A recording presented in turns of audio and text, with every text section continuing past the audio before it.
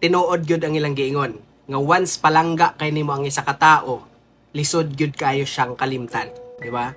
I know nga na-experience niyo na eh. Naiuban no moabot pag 1 year, 3 years, or even 5 years, usa gyud nila malimtan or usa sila maka-move on, ay ha sila maka-move on. Ani man gud nino, dili gyud na lim. Once gani gihimo na nimong kalibutan kadtong tawhana. Kumbaga ba attach na kay ka sa iyaha, gihimo na gyud nimo siyang kanang tanan gyud ba? Dependent na kay ka sa iyaha. Kumbaga sa tanan nimong buhaton, kumbaga part gyud siya or naa gyud siya. And then ang nakasakit diri all of a sudden nagbag-o dayon. Nausob dayon bulag.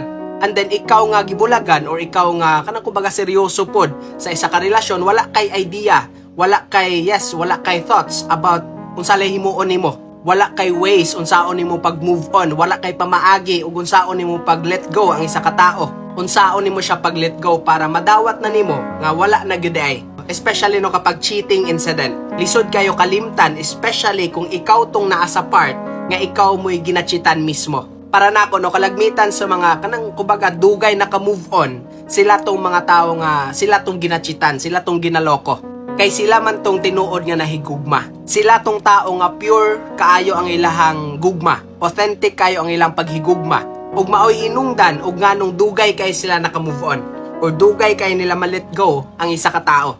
In the end, makaingon ng gihapon tanong alakansi gihapon tong mga tao nga kumbaga karong mga panahon na alakansi tong mga tao nga seryoso panahon sa gugma.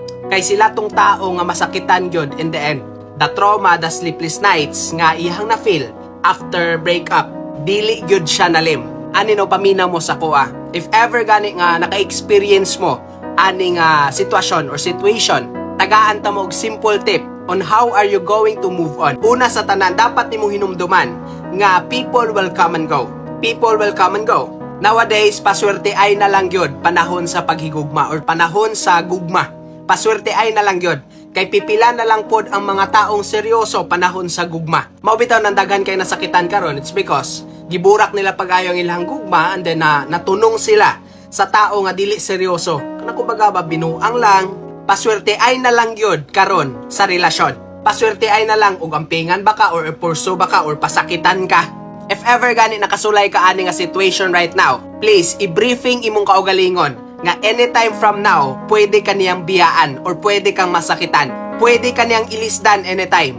Kabalo mo no, ayaw lang kayo mo pagdahom nga ipurso gyud mo to the point nga pakaslan mo, kamo gyud ang sa end game para dili mo masakitan. Ayaw lang kayo mo pagdahom ug kana bitong much more pagyod sa inyong relationship.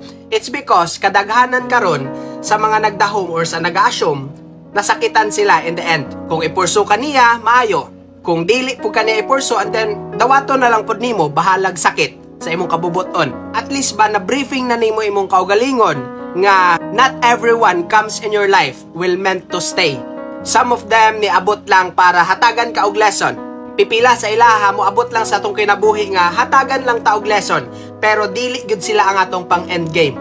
And please remind yourself nga ayaw gyud ihurot ang imuhang paghigugma sa tao or sa taong yon. Sublai imong kaugalingon para sa time nga biyaan kaniya, napakay magamit para maka-move on ka.